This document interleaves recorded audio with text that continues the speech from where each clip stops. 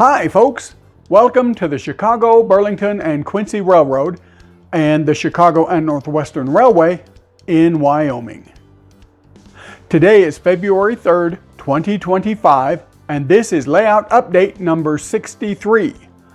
I'm Mark Pruitt, track walker.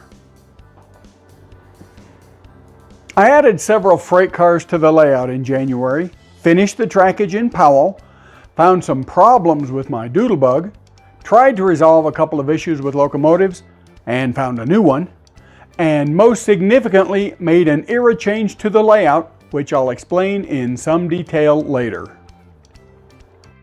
Back in November's update, I talked about the set of 7 hoppers I bought off eBay that were damaged during shipment due to bad packaging. Well, I finally got around to repairing them and getting them on the layout.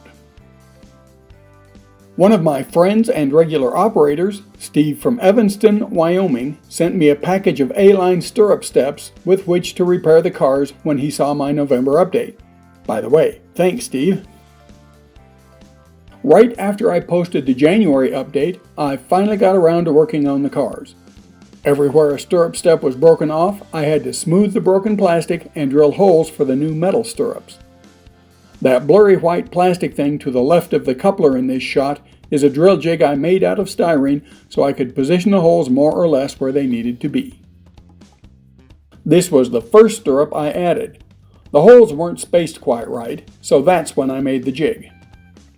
You also might notice the scratches on part of the car number.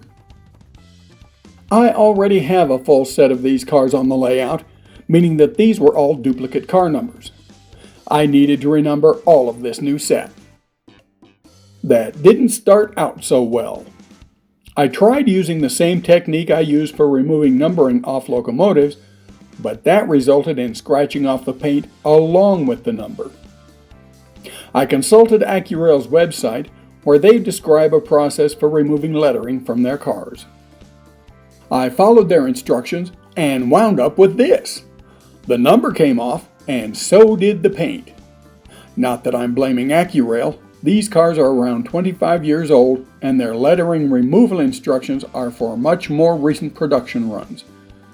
Since these hoppers were produced, they've changed the paints they use and their application process. So now what? I actually had a bit of good luck at this point. I'd renumbered a set of Burlington hoppers a couple years ago using AccuRail's renumbering decals. At the time, I also bought a set of their C&W renumbering decals in case I needed them in the future. Well, the future has arrived. The Burlington decal color was darker than these hoppers, but the C&W set was a pretty good match both in color and number size and style, so I used them.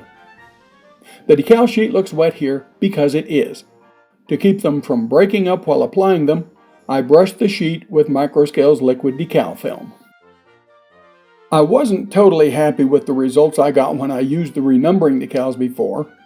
Even after weathering, those decals seem glaringly obvious when you look closely at the car. Because of that, I'd planned on simply removing the number and applying regular Microscale decals. But with the inability to remove just the number, I had no choice but to use the renumbering decals again. All in all, the C&W renumbering decals worked well for these C&S cars. Eric at AccuRail knew what I was trying to do and had been unable to help since these cars were produced before AccuRail started its renumbering decal program. When I found that the C&W decals were a close match, he was very appreciative. He even ran me off a special set of numbers on the C&W background decal sheet. It arrived after I finished most of the cars, but I have it put away for possible future use. I need a lot of beat hoppers. And thanks to Eric for the help and the special decal run. By mid-January, I had the first 5 cars done and on the layout. Overall, they came out pretty decent. I finished the last 2 about 10 days later. I added 2 other freight cars to the fleet this month, this Northern Pacific box early in the month, and this Pensy boxcar near the end of the month. You may recall from the January update that I went to New Jersey for a wedding in mid-December. While I was there, I had to stop at my favorite hobby shop, Sattler's Hobbies in Haddon Township. When I was living in Merchantville, I was a frequent customer. I couldn't leave without buying something, so I bought this Tichy tank for the Standard Oil Refinery. I assembled it in early January. It's far too cold to paint in the garage right now, and I didn't want to paint in the basement, so I placed it on the layout with the other partially finished tanks. Something else you might remember from the January update, I'm testing your memories this month, was that I received N-Scale Code 55 track from Iron Planet Hobbies rather than the HO Code 55 I'd ordered. On January 15th, the right track finally arrived. But wait, look at that mailing tube. The end wasn't properly seated inside the tube. It was just taped on in a haphazard way. This was not looking good. I opened the package and removed the contents. The tube was about an inch too short for the track. The track had been scrunched up to fit inside. It actually looked worse in person than it does in this photo. Close inspection showed that several of the sections of track were slightly bent on the end where the cap had been jammed against the rail, and one section of track has a slight vertical kink in one rail right about the middle of the section. Even with the damage, though, I came to the conclusion that I could use nearly all of it, just clipping off the short bent pieces of rail from the ends. The section with the vertical kink I can cut and use for shorter runs. I let Iron Planet know the condition of the product I received. Their response was that apparently the damage was done during shipping. That would have been plausible maybe, except there's no denying the short mailing tube. With the track finally here, and with a couple of pieces Dave from Basin gave me, I was able to recommence track laying in Powell. Sidings on the Cody branch are all Code 55, so that work had been at a standstill waiting for this track. By late on the 21st, Powell track laying was complete. That short siding nearest the camera is where the hoppers will be parked for the Powell sugar beet dump. It's just long enough to hold 3 beet hoppers in the clear. Over the next couple of days, I wired all the sidings and ran a Mikado through everything to test out the new track. Way back in the November update, memory test isn't over yet, I mentioned in passing that the Doodlebug needed a bit of work. It hadn't performed very well during the October operating session. In the second half of January, I finally got around to looking at it. I disassembled the power truck and, as I expected, I found the dreaded cracked gear problem. I ordered replacements from Northwest Shortline at an exorbitant price, and they arrived a few days ago. In the next week or so, I'll replace the gears and reassemble the unit. Now on to other locomotive issues. During the October operating session, the brass S2's pilot truck began derailing frequently for some reason. I recently disassembled the truck mounting and replaced a fiber thrust washer with a steel one and placed the loco back on the track. I've tested it out and it's better now, but still not good enough. More work is required. This BLI Mikado is also underperforming. It takes a high throttle setting to get it moving, but then it seems to run fine. This is the one I bought off eBay a few months back that had a driver that wouldn't stay in quarter. While I don't think the replaced driver is the problem, the loco still needs some adjustment. These BLI Mikados, of which I have 6 now, originally came with a QSI decoder that had the back EMF functionality disabled due to pending litigation from the now defunct Mike's Train House. Once MTH lost that lawsuit, BLI made a replacement chip for the decoders in these locos with the back EMF turned on. I bought 4 at the time, 1 for each of the locos I had. I installed 3 of them a few years ago. Those chips made a huge difference in the slow speed performance of these engines. Unfortunately, they're not available anymore, but you can occasionally find them on eBay. I need 2 more. I'll put the last upgrade chip I have on hand into 5506, the loco that takes a lot of throttle to start moving, and see if that cures the issue. If not, I'll have to do more work on the mechanism. I had to do something rather unexpected this past month. I had to make some adjustments to the swing gate. This is the first time I've had to mess with it since I installed it 18 months ago. In early January, I noticed that the rail gaps were almost closed up on the hinge end of the gate. On the other end, they were much wider than they'd been when I installed the track. I haven't looked closely at the gate for a long time.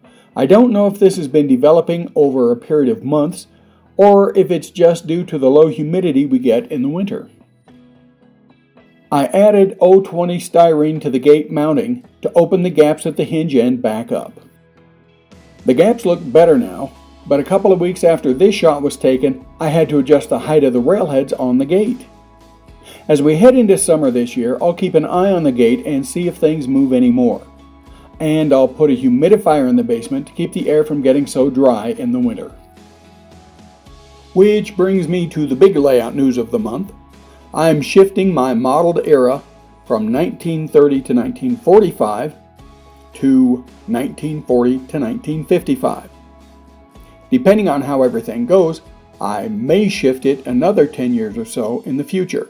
As to why I'm doing this? Well, all that work on locos I just talked about is one reason. To further explain, I'm a huge fan of steam. In my opinion, they are much more visually interesting and have much more character than diesel locomotives. I often say, only half jokingly, that diesels are just noisy boxcars. And I usually call them diesels.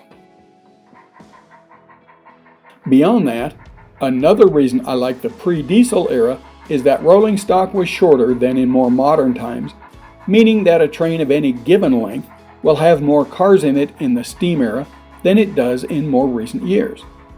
For example, an HO train 10 real feet long, not counting the locomotive, will have 19 40-foot cars in it. A train with 50-foot cars will have 17 cars, and modern era trains, assuming an average car length of 60 feet, will have only 14 cars. To me, the train with 19 cars in it looks more realistic on a main line than the one with 14 cars. Another reason is that I like the type of operation that goes with modeling a steam-era railroad. Lots of small and medium-sized industries were rail-served, even out here in Wyoming. As we move closer and closer to the modern era, more and more of those industries switch to trucking, and the railroads began actively discouraging shipping by rail for the small companies, choosing instead to focus on the large industries. So for the past 20 plus years, I've been in what is, for me, the modeling sweet spot, the years just before diesels arrived in Wyoming. But there's another side to modeling all steam. Model steamers require a lot more maintenance than model diesels. In this regard, the models mimic the prototype. When I had roughly half a dozen locos in my roster, maintenance wasn't a big problem. I also wasn't running much, meaning they didn't require much work. Now, with 24 steamers on the layout and another 7 waiting in the back shop to be added, along with regular operating sessions where the locos are getting a lot more running time, maintenance is becoming a significant draw on my modeling time. Steamers are also much more finicky when it comes to quality of track work. My standard for track is pretty high. I take the time and put in the effort to make it as good as possible. Even so, especially those long wheelbase steamers can be pretty cranky when it comes to staying on the track. Much more so than diesels, individual steamers each have a personality. Some are very forgiving, while an identical model may derail when it hits a gnat's hair on the railhead. Pilot and trailing trucks are especially sensitive, and often they are the cause of derailments rather than the track work itself. And I am willing to live with all of this pain for the sheer joy of running steam. Then came staging and the helix. The helix, with its 2% grade, was part of the Cody branch and was only supposed to be able to handle the 10 to 12 car trains that would run there. But because of my egregious oversight in planning the line to east staging, which I talked about in the May 2024 layout update, I had to reroute the east staging lead through the helix. This was a huge impact to operations, one which only recently became clear in its full effects.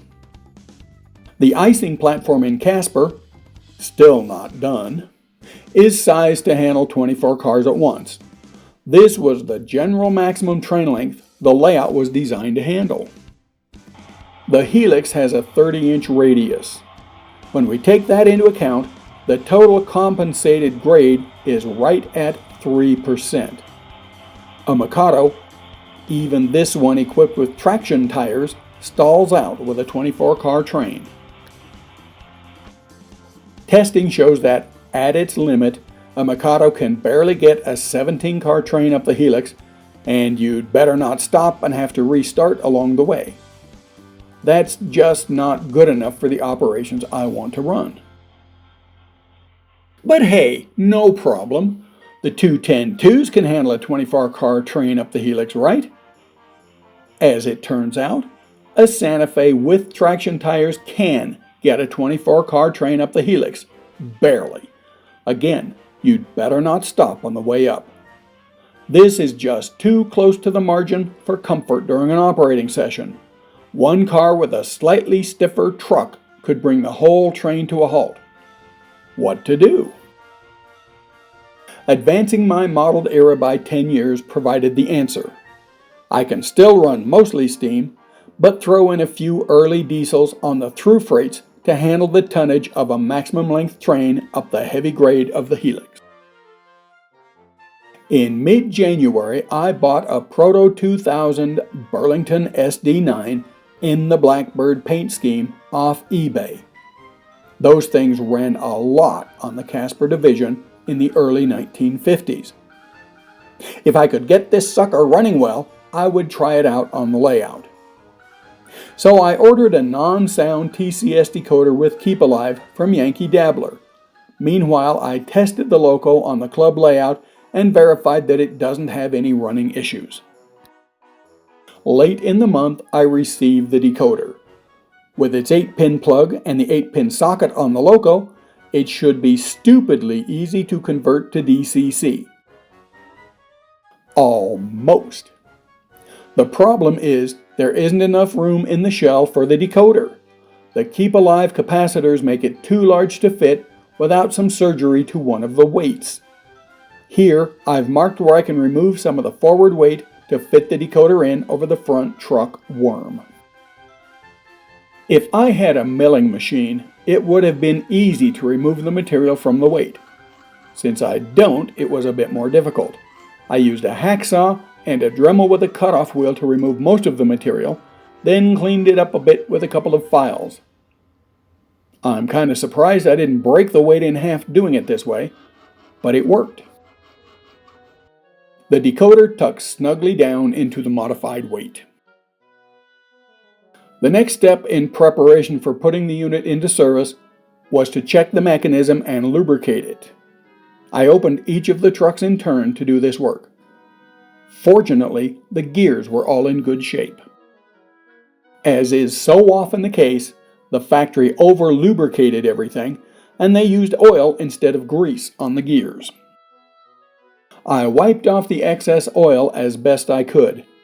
The amount you see on this bit of toilet paper would have been adequate for probably at least a dozen of these engines. I applied dabs of Labelle Teflon impregnated grease, that's their Type 106 plastic compatible grease, on the gears. I put the gear cover back on the bottom of the truck and installed the truck back in the chassis. I put one more dab of grease on the worm before reinstalling its cover. The result is a locomotive that runs very smoothly. My beloved steamers take so much more work to get to this level of operation. Then I tested the SD9 on the Helix. With no traction tires, it was able to haul 15 cars up the Helix without much difficulty. I was even able to stop it on the way up and restart it. With 2 units consisted together, they will easily handle my maximum length train anywhere on the railroad with power to spare. So I need another diesel, right? As it turns out, there was an SD7 on eBay a few days after I bought the SD9. I jumped on it, and it arrived on the 31st. As with the SD9, I checked out this loco on the club layout. After verifying it actually ran, I ordered a decoder for it yesterday. It will require the same frame modification to fit the decoder, but that's not a problem. I know how to do it now. In the next 10 days, I should get that loco speed matched with the SD9 and then consisted together on the layout. Then I'll test the consist on the Helix. If this engine set works out well during my next operating session on March 25th, I have plans to add 1 or 2 more sets to the layout. I may even retire the 2 10-2s completely at that time. They never did run on the Casper division. They were always a bit of a compromise for the layout. If the steamers continue to demand an inordinate amount of time to maintain, I may ultimately dieselize the entire layout. I hope not. The real Casper division dieselized very early anyway. So did the C&W out here too, in case you're wondering. Oh, hey, by the way, if you're interested in attending the March 25th operating session, leave me a note in the comments. Sessions are getting pretty full, but we always have room for 1 or 2 guests. I briefly considered shifting my era by a few more years to 1945 to 1960. That would let me run some of the new Chinese red engines along with the Blackbirds. But I wanted to retain the World War II years, and rolling stock began growing in length much faster after the war, and I want to continue to run the mostly 40-foot fleet of cars. So for now, the shift is only 10 years. And that was it for January. After a couple of months of rather slow progress, I finally got a respectable amount of work done. And the era adjustment, with its accompanying diesels, is a huge change. In February, I'll get that SD7 on the tracks and then maybe go back over to Powder River to do some scenery work. I had planned to pick up lumber for the Cody bench work, but a new set of tires for the Tesla has tightened the budget for the next month or 2, so I'll do things around the layout I don't have to buy supplies for, which is actually quite a lot. Lots of freight cars are still in kit form, and many structures are waiting patiently to be built and added to the layout. Thanks for watching, everyone. Stay healthy, stay safe, and I'll see you next month.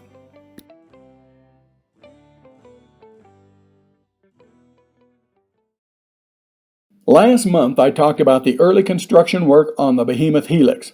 We'll pick up from there. 2006 dawned with roadbed being added to the lowest Helix tier.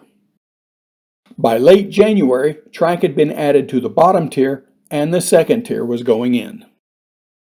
As each section received track, a test train was run to ensure all track work was up to par. In February, work on the Helix was halted so I could install the track that ran to Lander. This ran behind the Helix, and it would have been almost impossible to install once the Helix was completed. Then in March it was back to the Helix. Lower the next section of sub-roadbed into place, add roadbed, then track. Repeat for the next section. In April, Helix construction paused again, this time for the installation of the track that leads out of the Helix towards Thermopolis. The tank car train is on that track. And that's the way it was for the first 4 months of 2006. Thank you and good night from all of us at CB&Q News.